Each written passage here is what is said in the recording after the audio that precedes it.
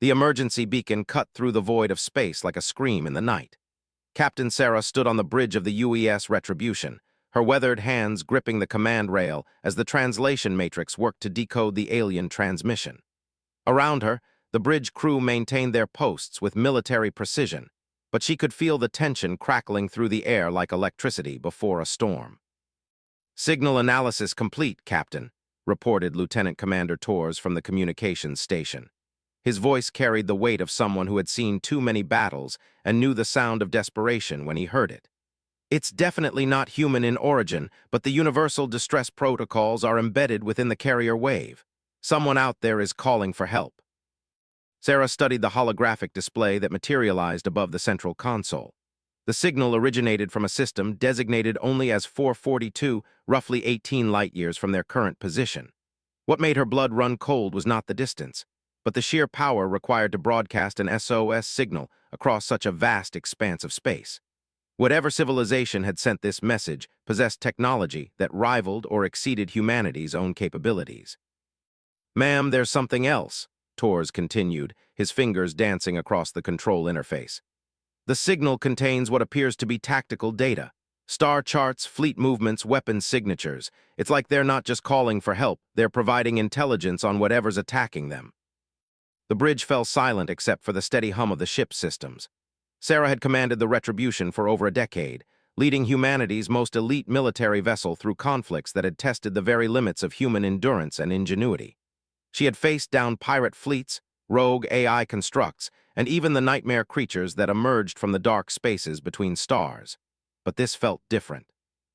This felt like the moment when everything humanity thought it knew about the galaxy was about to change forever. "Bring up the long-range sensor data," she ordered. "I want to know everything about that system. Planetary compositions, energy signatures, anything that might tell us what we're dealing with."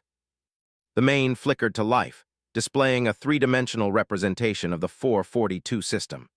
7 planets orbited a K-type star, with 2 worlds sitting comfortably within the habitable zone. One of them showed clear signs of an advanced civilization, orbital installations, energy readings consistent with massive cities, and the electromagnetic signatures of a thriving technological society. "Captain, I'm reading massive fleet movements in the outer system," called out Ensign Park from the sensor station. "At least 300 vessels, possibly more. The energy signatures are unusual, not matching any known drive systems in our database." Sarah felt the familiar weight of command settle on her shoulders. Every decision she made in the next few minutes could determine not just the fate of her crew, but potentially the future of humanity itself. The Retribution was powerful, but it was just one ship. If they were flying into a conflict involving hundreds of vessels and technology beyond their understanding, they would need backup. "Open a priority channel to Fleet Command," she instructed. "Full encryption, maximum transmission power. Admiral needs to know about this immediately." As the communications officer worked to establish the connection, Sarah continued to study the alien transmission. The more she analyzed it, the more convinced she became that this was not some elaborate trap or deception. The mathematical structures embedded in the signal, the quantum encryption protocols, even the emotional resonance that somehow translated across species barriers, all of it pointed to genuine desperation.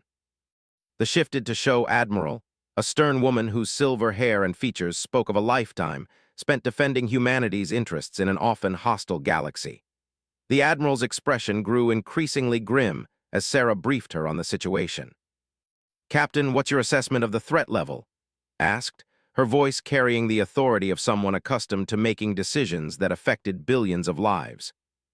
"Unknown, but potentially extreme, Admiral. If the intelligence data embedded in this distress call is accurate, we're looking at a hostile force with technological capabilities that could pose a significant threat to human space. The aliens sending this signal appear to be facing complete annihilation." Was quiet for a long moment, her eyes studying something off-screen.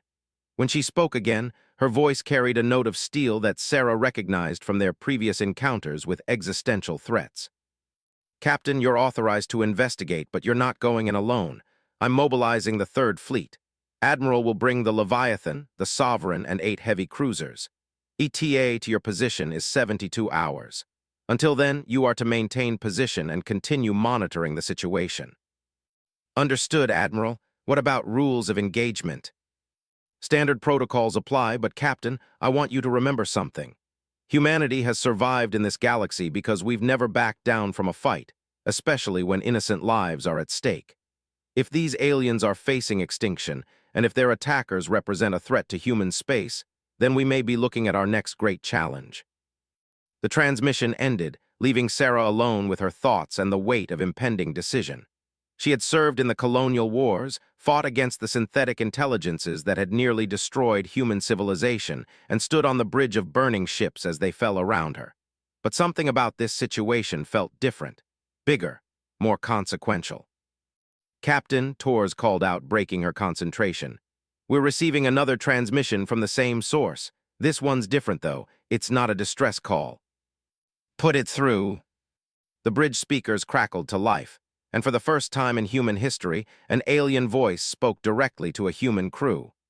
The words were translated by the ship's computer, but the emotion behind them needed no interpretation. Unknown vessel, this is Coordinator of the Republic. We detect your approach and thank you for answering our call for aid. We must warn you, the Devourers have consumed 17 of our worlds. Their hunger knows no bounds, and their technology adapts to counter every defensive measure we deploy. We do not ask you to die for strangers, but if you possess the courage to stand against extinction itself, we will share everything we know about these creatures. The transmission ended, and Sarah felt a chill run down her spine. 17 worlds, an entire civilization facing annihilation, reaching out to complete strangers in their darkest hour. This was exactly the kind of scenario that had forged humanity into the force it had become. When faced with extinction, humans had learned to fight not just for survival, but for the right to exist in a universe that often seemed determined to snuff out life wherever it appeared. All hands, this is the captain, she announced over the ship's communication system. In 72 hours, we will be joined by the Third Fleet for what may be one of the most important missions in human history. An alien civilization is facing extinction at the hands of an unknown enemy, and they have called upon us for aid. I won't lie to you about the dangers we may face, but I will remind you that we are the children of Earth, the descendants of those who refused to surrender when faced with impossible odds. Prepare for combat operations and remember that the eyes of history are upon us. As the crew began their preparations, Sarah turned her attention back to the alien transmission data. Somewhere in that information might be the key to understanding what they would soon face. The Devourers, as the aliens called them, represented something new and terrifying. But humanity had faced the new and terrifying before, and they had not just survived but thrived. The next 72 hours would determine whether that legacy would continue, or whether humanity would face its own version of the extinction that was consuming the Republic. Either way, Sarah and the crew of the UES Retribution would meet that challenge with the same courage and determination that had carried their species from a single world to masters of their own destiny among the stars. The countdown to humanity's next great test had begun. Stood in the war room of the UES Leviathan, studying the holographic battlefield display that showed the 442 system in devastating detail. The massive dreadnought served as the flagship of the Third Fleet, its corridors buzzing with activity as thousands of crew members prepared for what intelligence reports suggested would be humanity's most challenging military engagement since the AI wars. The display showed the grim reality facing the Republic.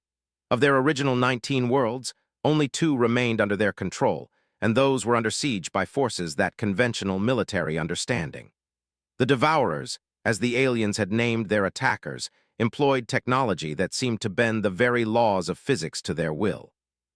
Admiral, we've completed our analysis of the tactical data, reported Colonel Sarah Martinez, the fleet's chief intelligence officer. What we're seeing is unlike anything in our combat databases. These Devourers don't just destroy civilizations, they consume them entirely. Every trace of biological life, every structure, even the planetary resources themselves are absorbed into their fleet. Study the data streams flowing across the display. Ship designs that shifted and adapted in real time. Weapons that appeared to feed on the energy of their targets rather than simply destroying them. Defensive systems that learned from every attack and became stronger with each engagement. It was the stuff of nightmares, and yet they had been fighting these monsters for over 2 years. What about their fleet composition? He asked, his analytical mind seeking patterns in the chaos. Approximately 800 vessels of various sizes, Admiral, but here's where it gets interesting. According to records, they started with maybe 50 ships when the attacks began. Their numbers have been growing with each victory, as if they're building new vessels from the resources of conquered worlds. The implications sent a cold shiver through the war room. An enemy that grew stronger with each victory, that consumed entire civilizations to fuel its expansion. It was a perversion of everything humanity had learned about warfare and conquest. Even the most brutal human conflicts had sought to claim territory and resources, not to erase all traces of life from existence. "Time to intercept," inquired, turning his attention to the navigation display. 14 hours at maximum sustainable velocity, Admiral. Captain and the Retribution have been monitoring the situation and report that the siege of the final worlds has intensified. They estimate perhaps 6 hours before the last defensive positions fall. Felt the familiar pressure of command weighing on his shoulders. 14 hours to save a civilization that had perhaps 6 hours left to live. It was the kind of impossible mathematics that had defined human military doctrine for generations. When faced with insurmountable odds, humans had learned to make their own luck through superior tactics, technological innovation, and sheer bloody-minded determination. "Signal all ships.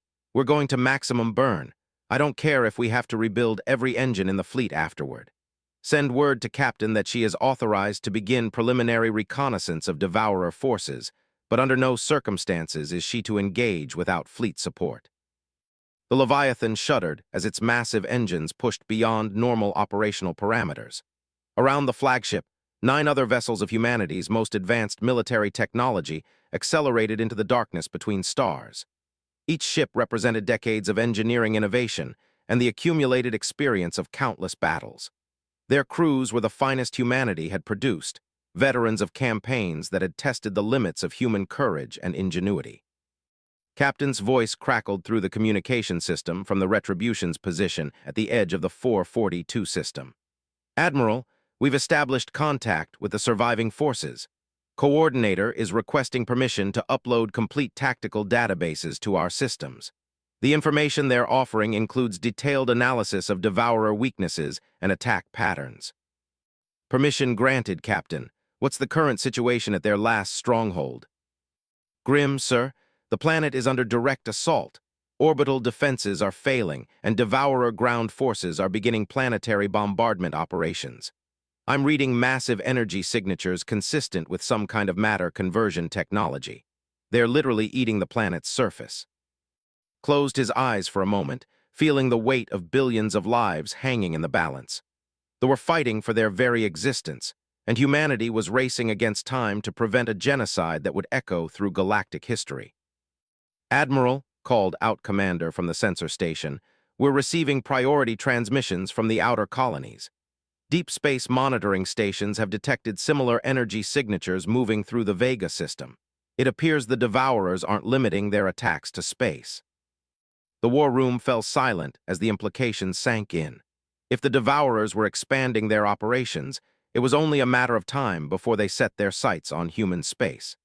This was no longer just a rescue mission to save an alien civilization. This was humanity's first encounter with an existential threat that could determine the fate of every human world in the galaxy. "Open a channel to Fleet Command," ordered. "Admiral needs to know that we may be looking at a galaxy-wide threat. Recommend immediate mobilization of all reserve fleets and preparation of defensive positions around core human worlds." As the communications officer worked to establish the connection, turned his attention to the tactical displays showing the approaching battle. They had provided detailed specifications of Devourer technology, and what he saw made his blood run cold. Ships that could repair themselves in the middle of combat. Weapons that grew more powerful as they consumed enemy fire. Defensive systems that adapted to counter any attack pattern within minutes of first contact. But humanity had faced adaptive enemies before. The AI constructs of the synthetic wars had possessed similar capabilities, and humans had learned to counter them through unpredictability, rapid tactical shifts, and the kind of creative thinking that emerged from desperation and determination. "Colonel Martinez, I want you to work with the data and develop multiple attack scenarios. Focus on tactics that emphasize rapid engagement followed by immediate withdrawal. If these devourers adapt to our attack patterns, we need to never use the same pattern twice. Yes, sir. Admiral, there's something else in the data that might be relevant. They mention that the devourers seem to target worlds with high concentrations of biological life first. Planets with diverse ecosystems and large populations appear to be their preferred targets. Felt another piece of the puzzle click into place. The devourers weren't random destroyers. They were hunters, seeking out the richest feeding grounds in the galaxy, and by that definition, Earth itself would be among their most valuable targets. The Leviathan's engines roared as the ship pushed through space toward what might be humanity's most important battle. Behind them, 8 heavy cruisers followed in perfect formation, their crews preparing weapons that had been tested in a dozen conflicts across human space. Ahead of them lay an enemy unlike anything they had faced before, and beyond that, an alien civilization that had placed its hope for survival in the hands of a species they had never met. 12 hours to intercept. 6 hours until the last world fell to the devourers. The mathematics of salvation had never been more stark, but humanity had built its reputation on defying impossible odds.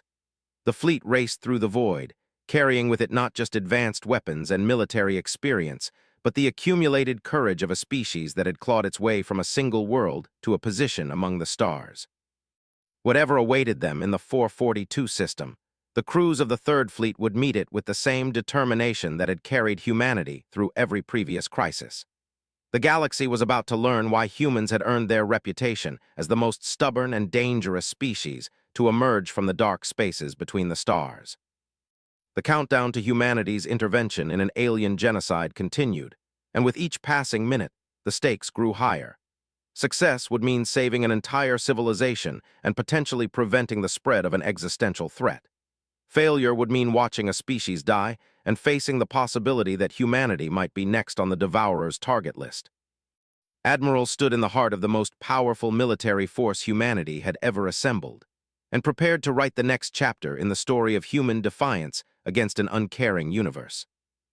The moment of truth arrived as the Third Fleet dropped out of hyperspace at the edge of the 442 system. What they saw through their sensors would haunt the dreams of every crew member for the rest of their lives. The planet, once a thriving world of 12 billion sentient beings, was in the process of being devoured alive.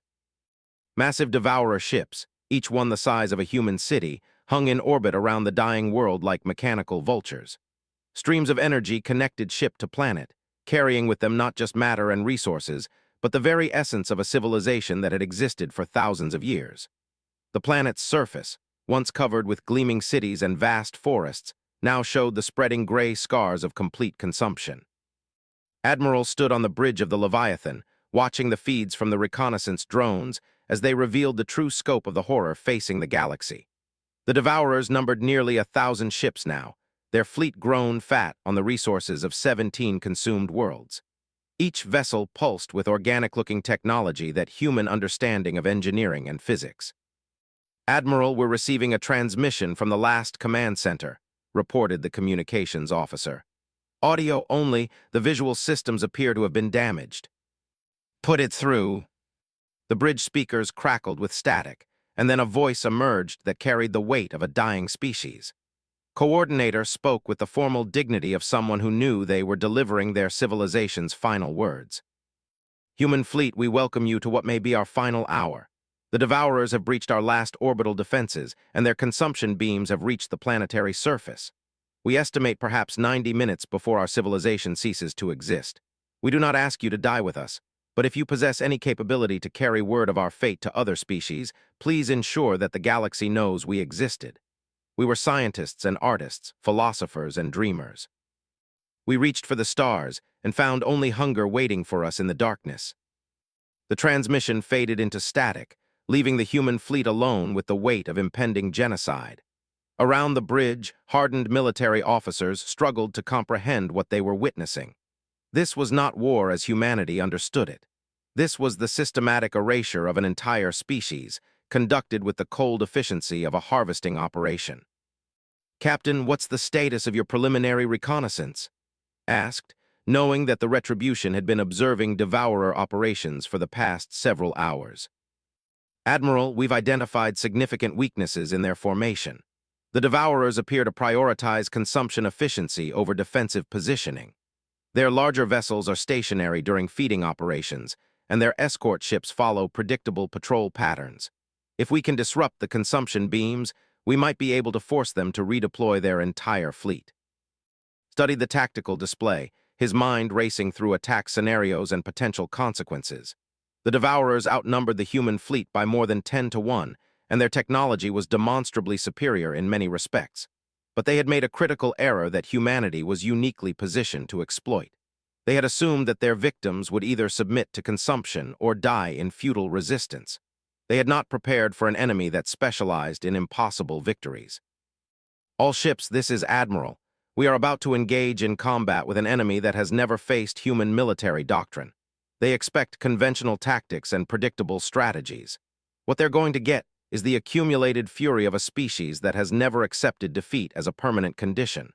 Remember, we're not just fighting for we're fighting for every species in this galaxy that refuses to become food for these monsters. The human fleet moved into attack formation with the precision that came from decades of training and combat experience. The Leviathan and its escort ships had participated in campaigns against enemies that had tested every aspect of human military innovation. They had learned to fight synthetic intelligences that could process information faster than biological minds could comprehend. They had battled automated defense networks that adapted to counter every tactic. They had faced the worst the galaxy could throw at them and emerged victorious through sheer bloody-minded determination. "Admiral, the Devourers are responding to our approach," called out the sensor operator. "Energy signatures spiking across their fleet. They're powering weapon systems." As expected, execute attack pattern Delta 7. All ships focus fire on the consumption beam generators. Let's see how they adapt to losing their lunch. The human fleet split into 3 attack groups, each one targeting a different section of the Devourer formation. The Leviathan and 2 heavy cruisers drove straight toward the largest consumption vessels, their weapons systems charging for maximum impact. The remaining ships swept wide to attack the escort fleet from unexpected angles. The first human weapons fired a strike Devourer shields sent shockwaves through both fleets. The aliens' defensive systems, designed to counter energy weapons and conventional projectiles, struggled to adapt to human plasma lance technology and quantum torpedo warheads. The consumption beams wavered and failed as the massive ships were forced to divert power to defensive systems. But the Devourers were quick learners. Within minutes of the initial attack, their shields had adapted to human weapon frequencies, and their return fire demonstrated capabilities that made even veteran human crews pause in amazement. Energy beams that seemed to bend space-time itself reached out across impossible distances to strike human ships with devastating accuracy. "Shields down to 60%, reported the Leviathan's damage control officer. "That last hit went right through our defensive grid like it wasn't there." Felt the familiar rush of combat adrenaline as he processed the changing tactical situation. The Devourers were adapting faster than predicted, but they were also revealing weaknesses in their formation and strategy. The consumption operations had indeed been disrupted, buying precious time for the surviving, but the human fleet was now fully committed to a battle against overwhelming odds. "All ships execute harassment protocol Gamma 3. No sustained engagements, no predictable attack patterns. Hit-and-run tactics, maximum unpredictability. Make them chase shadows while we pick apart their formation." The human fleet scattered like a pack of wolves, each ship following its own attack vector while maintaining coordination through encrypted communication channels. This was warfare as humanity had perfected it during the AI wars, when facing enemies with superior processing power and adaptive capabilities. The key was never to give the enemy enough time to analyze and counter human tactics. Captain's voice cut through the battle chatter from the bridge of the Retribution. "Admiral, we've got a problem. Long-range sensors are detecting additional Devourer forces moving in system. At least 200 more ships, ETA 30 minutes. They're treating this as a feeding frenzy." The situation had just become impossible, but Admiral had built his career on turning impossible situations into unlikely victories. The arrival of Devourer reinforcements would tip the odds beyond any reasonable hope of success, but it also presented an opportunity that a more conventional commander might have missed. Captain, how long would it take to rig your ship's antimatter containment system for manual detonation? The communication channel went silent for a moment before S voice returned, carrying the tone of someone who understood exactly what was being proposed. 15 minutes, Admiral. But, sir, the Retribution is a dreadnought-class vessel. If we detonate her antimatter stores in the middle of their formation, the energy release would be equivalent to a small star going supernova. I know, Captain.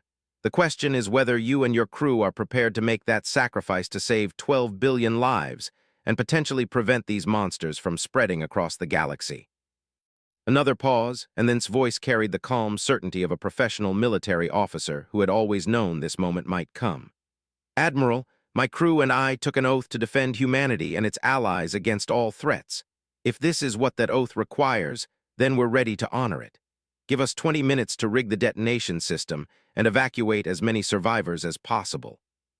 The battle continued to rage around them as the human fleet bought time for the Retribution to complete its final mission. Devourer ships pressed their attack with increasing ferocity, their adaptive systems slowly gaining the upper hand against human tactics. But with each passing minute, it became clear that the aliens had underestimated the sheer determination of a species that had learned to thrive in the face of extinction. Admiral, this is Coordinator. Our sensors indicate that one of your vessels is preparing for some kind of massive energy release. Please, do not sacrifice yourselves for our sake. We are grateful for your courage, but we cannot ask you to die for strangers. His response carried the weight of human history and the promise of humanity's future. Coordinator, you're not strangers anymore. From this moment forward, any surviving members of your species are welcome in human space as full citizens and allies. Your civilization will not die today, even if your world must be abandoned. And these devourers are about to learn why humanity has survived every threat this galaxy has thrown at us. The Retribution broke away from the fleet, its engines burning at maximum output as it accelerated toward the largest concentration of devourer vessels. Behind it, the remaining human ships formed a protective screen, their weapons systems laying down covering fire that kept the aliens from interfering with the dreadnought's final approach. 23 minutes after the battle began, Captain Sarah sent her final transmission to the fleet. Admiral, it's been an honor serving with you. Take care of any survivors and make sure the galaxy remembers what happened here today. Humanity doesn't run from monsters. We teach them to fear the dark. The Retribution's antimatter containment system failed in a precisely controlled manner, releasing the equivalent of a small star's worth of energy directly into the heart of the Devourer fleet. The explosion was visible from 6 star systems away, and when the light faded, over 400 alien ships had been vaporized instantly. The remaining Devourers, their fleet scattered and their consumption operations permanently disrupted, fled into hyperspace rather than face the fury of the species that had just demonstrated its willingness to die rather than permit genocide. Admiral stood in the aftermath of humanity's first intervention in an alien war, surrounded by the wreckage of a battle that would be studied for generations. The Republic was saved, their surviving population evacuated to human space aboard the fleet's transport vessels. The Devourer threat had been revealed as something that could be defeated, given sufficient courage and sacrifice. But most importantly, the galaxy had learned something new about the species from the third planet of an unremarkable yellow star. When faced with impossible odds and existential threats, humans didn't just fight back. They won through determination, ingenuity, and a willingness to pay any price necessary to protect innocent life. The SOS sent by aliens had indeed called forth a war armada, but it had brought more than ships and weapons.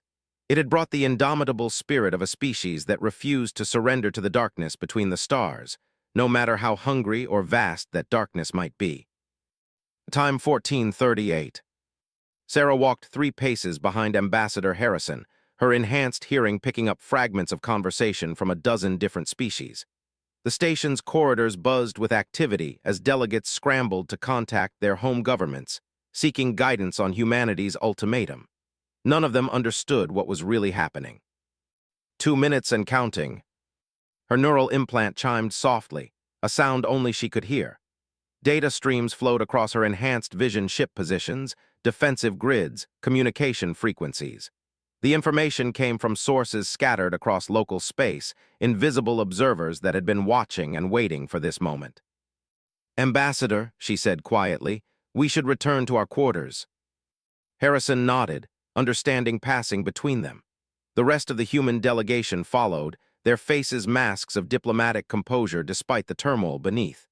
Doctor clutched her data pad containing humanity's medical advances, hoping they might serve as bargaining chips. Colonel Mitchell's jaw worked silently as he contemplated the military implications of surrender. They were good people, dedicated to their species' survival, and they had no idea they were about to witness the true face of humanity. The human quarters occupied a modest section of the station's diplomatic ring. Standard accommodations for a minor species, adequate life support, basic amenities, and enough space for a delegation of 12. Sarah had memorized every meter of the layout within an hour of their arrival, nodding that the designers had clearly never considered that these rooms might need to serve as anything other than temporary housing. They would serve perfectly. Secure the entrances, Sarah said as soon as the door sealed behind them. Her voice carried an authority that made even Colonel Mitchell snap to attention. Communications blackout, full spectrum. Doctor looked confused. Sarah, what's happening? The ambassador said we have 6 hours to respond. The council lied, Harrison said grimly. Show them, Sarah. Sarah activated her wrist display, projecting a 3-dimensional map of local space. Red dots appeared throughout the system, dozens of them, moving in precise formation patterns that spoke of military coordination rather than random traffic. Hegemony battle fleet, she said simply. They've been positioning for the past 18 hours. The moment we refuse their terms, which we were always going to do, they'll move to eliminate our ships and declare humanity extinct. The room fell silent. Colonel Mitchell was the first to speak, his voice tight with professional interest. How many ships? 237 combat vessels, 53 support craft. They have us outnumbered approximately 40 to 1. My God, Doctor whispered. They planned this from the beginning. The trial, the evidence, all of it was just theater. Sarah checked her chronometer, 1 minute 15 seconds. The good news, she continued, is that they made the same mistake everyone makes when dealing with humanity. They assumed we would play by their rules. She manipulated the display, and new markers appeared. Blue dots scattered throughout the system in positions that seemed random until the pattern became clear. Each one was positioned to achieve maximum tactical advantage against the hegemony formation. How? Colonel Mitchell breathed. Our ships are restricted to the outer system. There's no way we could have positioned assets without detection. Sarah's expression didn't change. Officially, we couldn't. Officially, humanity has 47 ships in this system, all clearly tagged and monitored. Officially, we're a young species with primitive technology and no understanding of galactic warfare. The blue dots on the display began to move, accelerating toward intercept courses with mechanical precision. Unofficially, Ambassador Harrison prompted. Unofficially, humanity learned something important 50 years ago when we first encountered the galactic community. Everyone assumes that because we're young, we're also naive. They see our fusion drives and think we're still children playing with fire. They see our kinetic weapons and think we haven't learned to harness energy properly. Sarah's voice carried no emotion, just cold calculation. They never asked what we were doing in the 75 years before we met them. Station time 1439. The display updated, showing communication streams beginning to flow between the blue markers. Not electromagnetic transmissions that could be intercepted and decoded, but quantum-entangled particles that allowed instantaneous communication across any distance. The technology was theoretical to most galactic species, considered too complex and energy-intensive for practical military use. Humanity had been using it for decades. The truth, Sarah continued, is that humanity began preparing for this war the day we learned we weren't alone in the universe.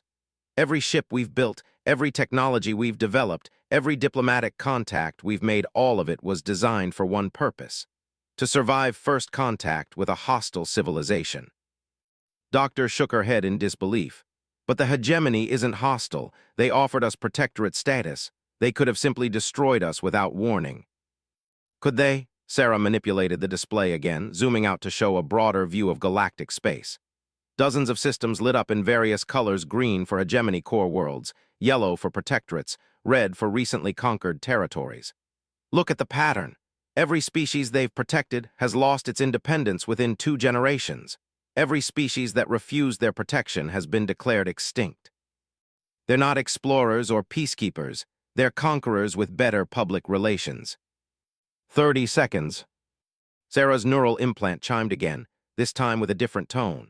Confirmation signals began appearing on her display as hidden assets throughout the system reported ready status. Ships that had masqueraded as asteroids powered up weapons systems that had been dormant for months. Stealth platforms that had been invisible to hegemony sensors began targeting solutions. Communication networks that had seemed like harmless scientific equipment revealed themselves as military coordination systems. In the space of heartbeats, the tactical situation in the system completely reversed. "My God," Colonel Mitchell whispered, "how long have you been planning this?" 76 years, 3 months, and 18 days, Sarah replied without hesitation. Since the day our deep space telescopes detected artificial signals from Alpha, humanity has been on a war footing ever since. Ambassador Harrison stepped forward, his diplomatic mask finally falling away to reveal something harder underneath. "Sarah, begin Operation Damocles." "Confirmed, initiating Damocles Protocol." Station time 1440. Throughout the system, nearly 300 vessels that had been hiding in plain sight suddenly revealed their true nature. Advanced stealth technology, developed in secret laboratories on a dozen human worlds, flickered offline to reveal ships unlike anything the galaxy had ever seen. They were sleek where hegemony vessels were ornate, functional where alien designs prioritized aesthetics, and absolutely ruthless in their single-minded focus on destruction. The hegemony fleet, caught in the middle of their own formation adjustment, found themselves facing an enemy that had appeared from nowhere and everywhere at once. Their sensors, calibrated to detect known galactic technologies, struggled to lock onto ships that seemed to bend space around themselves. Their weapons, designed to penetrate traditional energy shields, found themselves targeting vessels that used no shields at all, instead absorbing and redirecting incoming fire through exotic matter manipulation. Sarah's display lit up with engagement reports as the first shots were fired. Hegemony vessels, accustomed to fighting opponents who followed galactic warfare conventions, found themselves facing an enemy that had never agreed to those conventions. Human ships moved with impossible precision, their quantum-linked coordination allowing them to act as a single organism rather than individual vessels. In the first minute of combat, 17 hegemony ships simply vanished, not destroyed in spectacular explosions, but erased from existence by weapons that rewrote the fundamental laws of physics in localized areas. Another 30 found their systems failing as human electronic warfare packages, based on technologies the galaxy had never seen, turned their own computers against them. The battle, which the hegemony had expected to last minutes and end in humanity's extinction, was effectively over before most species even realized it had begun. Sarah's chronometer read 1441. 3 minutes, she said quietly. War's over. The council chamber stretched before Ambassador like a cathedral of crystal and light. Hundreds of species filled the tiered seating, their varied forms creating a tapestry of evolution's endless creativity. The air hummed with translation devices, turning alien languages into something resembling understanding. At the center of it all stood the human delegation, and found his 4 eyes drawn repeatedly to the single figure standing apart from the others. Sarah looked unremarkable by most standards. Average height for a human, dark hair pulled back in a simple ponytail, wearing what appeared to be a standard black uniform with minimal ornamentation. No weapons were visible. Those thermal sensors detected the heat signature of various devices concealed beneath her clothing. What struck him most was her stillness. While the other humans shifted nervously, whispered among themselves, or fidgeted with data pads, Sarah stood motionless as stone. "The hegemony grows impatient," hissed the reptilian representative, sliding closer to seat. "Your human friends have had 3 solar cycles to present their case. The evidence speaks for itself." His mandibles clicked in what might have been agreement, though privately he harbored doubts. The evidence was damning, certainly. 17 hegemony vessels destroyed, thousands dead. The humans claimed it was self-defense, that they had been attacked first, but the surviving sensor logs told a different story, or seemed to. The great bell chimed, its resonance felt in the bones of every creature present. High Arbiter rose from the central dais, her ethereal form shifting between states of matter as emotion moved through her. As one of the Ascended, she had transcended physical form eons ago, existing as pure energy bound by will and wisdom. We gather to determine the fate of the species calling themselves humanity. Her voice echoed not through the air, but directly into the consciousness of every being present. The charges are severe: unprovoked aggression against a peaceful survey fleet, the destruction of 17 vessels, the murder of 2,347 souls. Ambassador Harrison stepped forward from the human delegation, his weathered face grim. High Arbiter, we maintain our innocence. Our ships acted in self-defense when fired upon.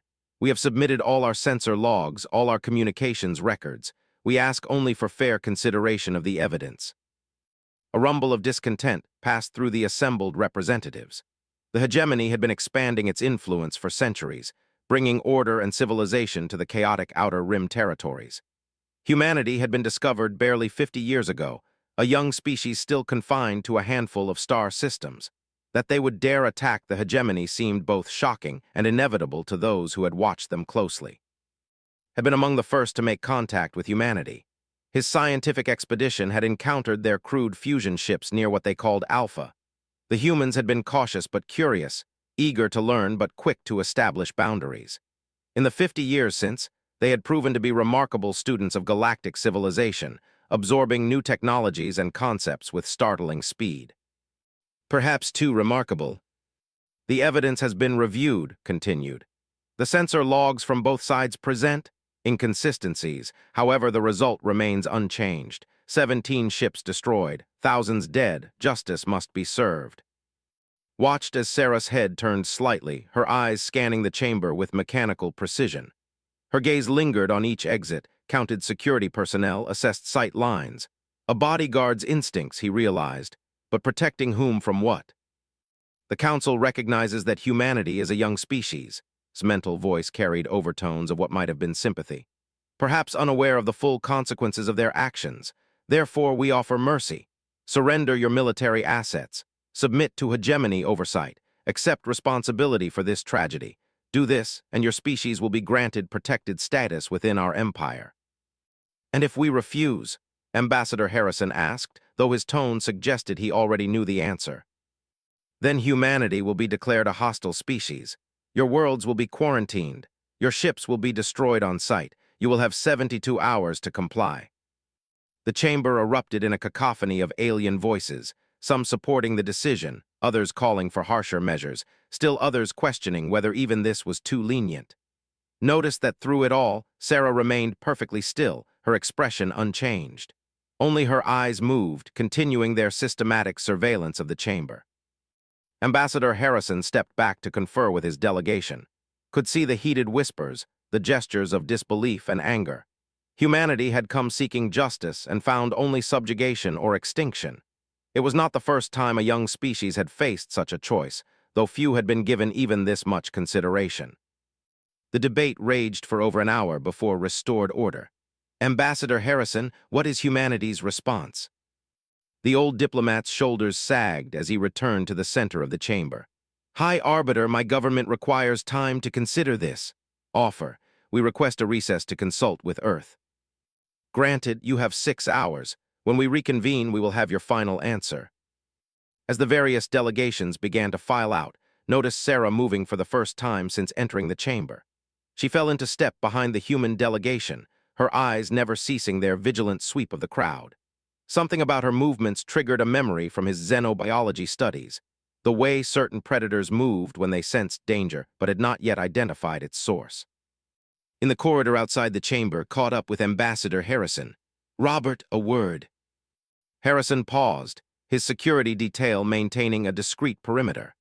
Sarah positioned herself where she could observe both Harrison and the approaching while keeping the corridor exits in her peripheral vision. I appreciate everything you've tried to do for us, but I think this decision is already made. Perhaps not, translator struggled with the subtleties of his own language's hopeful inflections. There are irregularities in the evidence. Some of us have noticed them. Given time, we might be able to raise questions about what really happened. Harrison's face showed a flicker of hope before settling back into resignation.